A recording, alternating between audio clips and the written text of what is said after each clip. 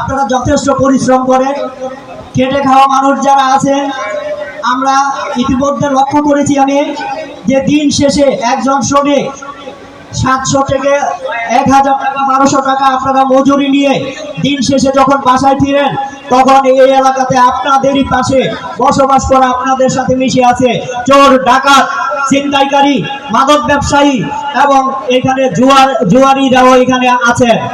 আপনারা দিন শেষে যখন পারিশ্রমিকটা নিয়ে বাসায় ফিরেন, তখন রাস্তায় টাকা ছিনতাই হয়ে যায়।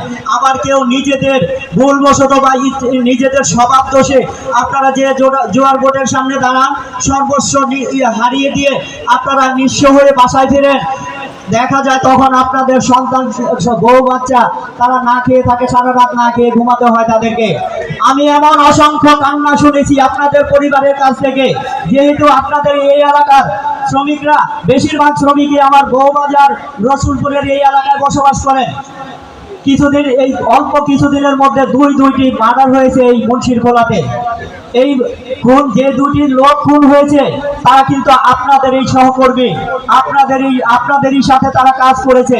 কোনো মাদক ব্যবসায়ী মারা যায় নাই, কোনো ছিনতাইকারী মারা যায় নাই, কোনো জুয়ার বোর্ডার মারা যায় নাই এখানে।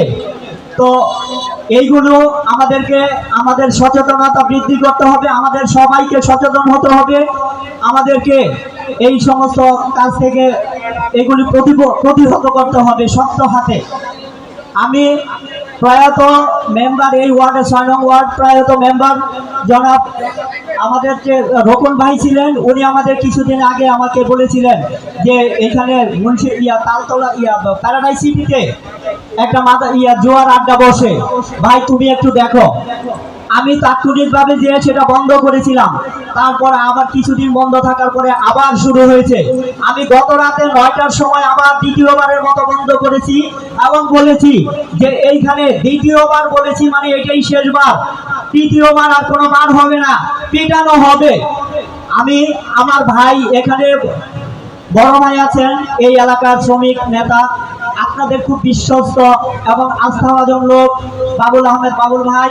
আমি অনুরোধ করব বাবুল ভাইয়ের কাছে যে এইগুলোকে একটু শক্তভাবে, যেহেতু আপনি এই এলাকার নেতৃত্বে আছেন, শ্রমিক রাজনীতি করেন, শ্রমিকদের নিয়ে আপনি আছেন, শ্রমিকদের সুখ দুঃখের কথা চিন্তা করে, তাদের দুর্দশার কথা চিন্তা করে একটু শক্ত হাতে এগুলোকে একটু হ্যান্ডেল করেন।